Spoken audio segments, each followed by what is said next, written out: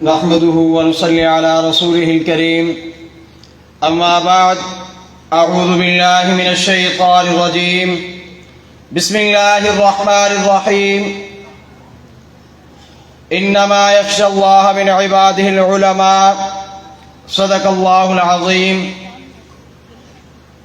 یہ راستہ بڑا کٹھن ہے، ہو سکے تو ساتھ دو، جو زندگی کے فاصلے مٹا سکو تو ساتھ دو. ہزار دکھ ہیں یہاں، ہزار آزمائشیں، ہزار دکھ ہزار بار سہ سکو تو ساتھ دو.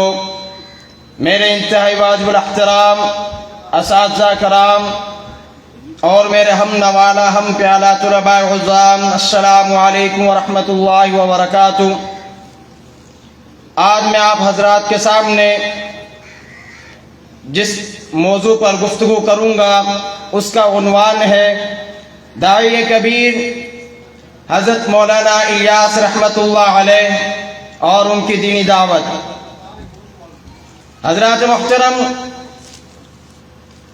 حضرت مولانا الیاس رحمۃ اللہ علیہ نے اس خاندان کے اندر آنکھ کھولی کہ جس خاندان میں صرف مرد ہی نہیں بلکہ عورتیں بھی قرآن کی حافظہ اور قرآن کے عالمہ ہوا کرتی تھی.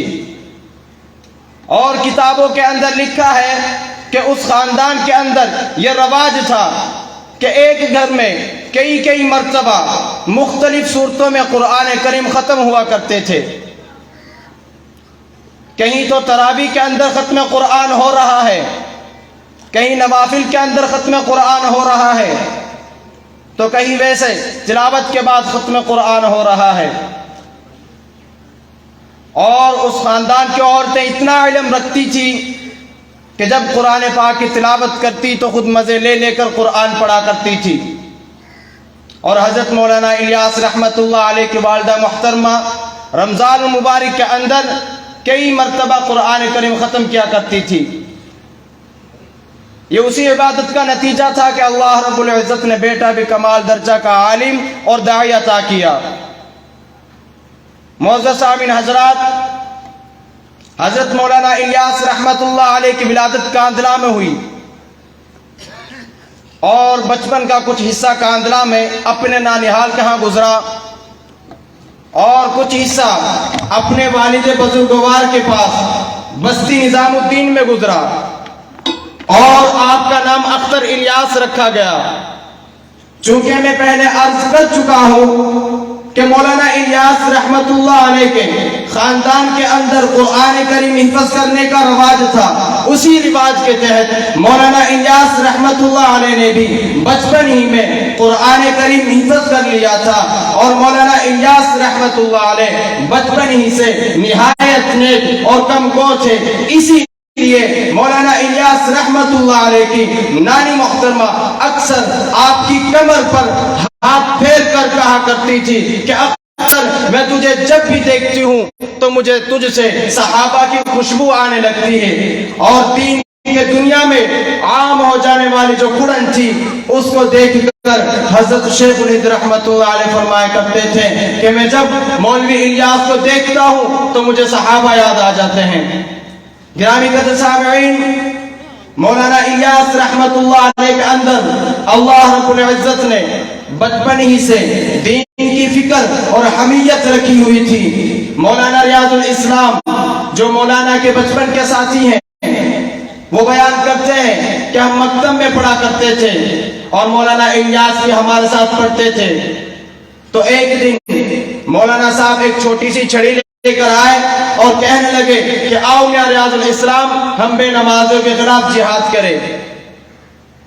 یہی وہ فکر اور اڑن تھی کہ جس نے آگے جا کر ایک منظم شکل اختیار کر لی کہ جس کو آج دنیا تبلیغی جماعت کے نام سے جانتی ہے. معزز سامعین حضرات، تبلیغی جماعت کے نمائندے وہاں تک پہنچ گئے کہ جہاں صرف سائنسدان ہی جا سکتے ہیں، وہ افریقہ کے جنگل ہو یا امریکہ کے بازار اور مارکیٹیں ہوں یا دیگر ممالک کے دیگر شہر ہوں. اس تبلیغ جماعت کے نمائندوں نے ایسے لوگوں کو راہ راست پر لا دیا کہ جن کی راہ راست پر آنے کی کوئی امید نہیں کر سکتا تھا۔ آپ اپنے پاکستان میں نظر ڈالیے اور دیکھیے کہ وہ جنید جمشید رحمت اللہ علیہ جس کی راتیں رقص و سرور کی محفلوں میں گزرا کرتی تھی اور شراب پینا جس کا شیوہ بن چکا تھا اور غیر عورتوں کے ساتھ رقص کرنا جس کی عادت بن چکی تھی، اس کو سیدھے راستے پر کون لایا؟ یہی تبلیغی جماعت وسیلہ بنی اور مولانا الیاس رحمت اللہ علیہ کی وہ صحابہ والی فکر وسیلہ بنی۔ اس کے علاوہ تبلیغی جماعت کے نمائندوں نے کرکٹ کے سلطانوں کو بھی نہیں چھوڑا۔ خود سعید انور اور انضمام الحق، محمد یوسف جو پہلے یوسف جوہانا تھا اور دیگر لوگ وہ کہتے ہیں کہ ہم نرم اور گرم بستروں پر لیٹتے تھے، ہمیں نیند نہیں آتی تھی، نیند کی گولیاں کھاتے تھے مگر نیند نہیں آتی تھی۔ جب سے تبلیغی جماعت کے ساتھ منسلک ہوئے ہیں ہمیں کچے فرش پر ایسے نیند آتی ہے کہ اٹھنے کو جی نہیں چاہتا۔ جنابی قدر سامعین، ان تمام لوگوں کے چہروں پر داڑھی کس نے سجائی؟ اسی تبلیغی جماعت نے اور مولانا الیاس رحمت اللہ علیہ کی وہ صحابہ والی فکر اور کڑھن نے۔ تبلیغی جماعت کے نمائندوں نے صرف پاکستان ہی میں کام نہیں کیا بلکہ دنیا کے ہر ملک میں جا کر اللہ اور اس کے رسول کا پیغام سنایا۔ جب مولانا الیاس رحمت اللہ علیہ میواتیوں کو جا کر تبلیغ کرتے، ان کو غلط کاموں، ہیرا پھیری، بے ایمانی سے روکتے تھے تو وہ مولانا صاحب کو برا بھلا کہتے، گالیاں دیتے، تو اس بات پر بعض علماء نے اعتراض کیا کہ اس سے عالم اور علم کی توہین ہوتی ہے، لہذا آپ یہ رویہ ختم کر دیں، ان کو دعوت نہ دیں، یہ جاہل ہیں، سمجھتے نہیں ہیں۔ اس وقت جو مولانا صاحب نے جواب دیا وہ آب زر سے لکھنے کے قابل ہے۔ فرمایا کیا میرا علم حضور صلی اللہ علیہ وسلم سے بھی بڑھ گیا ہے؟ کیا میں حضور صلی اللہ علیہ وسلم سے بھی بڑا عالم ہو گیا ہوں؟ کیا میرا علم صحابہ اور اولیاء کرام سے بھی بڑھ گیا ہے؟ کیا میں صحابہ اور اولیاء کرام سے بھی بڑا عالم ہو گیا ہوں؟ جب لوگوں نے ان کو برا بھلا کہا ہے، جب لوگوں نے ان کو گالیاں دی ہیں تو میری کیا حیثیت ہے؟ یہ چاہے مجھے گالیاں دیں، مجھے مارے، میں تو ان کو اسی طرح تبلیغ کرتا رہوں گا۔ گرامی قدر سامعین، اتنی محنت اور ساری زندگی سفر میں گزارنے والا مسافر شاید اپنی زندگی میں میٹھی نیند نہ سویا ہو۔ وہ 12 جولائی شب جمعہ رات 12 بجے دل کا دورہ پڑنے کی وجہ سے اپنی حقیقی منزل پر جا پہنچا اور ہمیشہ ہمیشہ کے لیے میٹھی نیند سو گیا۔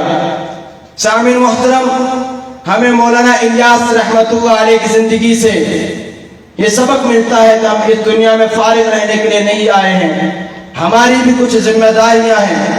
اگر ہم اپنی ذمہ داریاں نبھاتے چلیں گے تو ہمیشہ ہمیشہ کے لیے کامیاب ہو جائیں گے، اگر ہم اپنی ذمہ داریاں کو نہیں نبھائیں گے تو ہمیشہ کے لیے ناکام ہو جائیں گے۔ آخر میں بس اتنا ہی کہوں گا کہ وسعت دل ہے بہت، وسعت صحرا مگر کم ہے، وسعت دل ہے بہت، وسعت صحرا مگر کم ہے، اسی لیے مجھ میں تڑپنے کی تمنا کم ہے۔ وآخر دعوانا الحمدللہ رب العالمین۔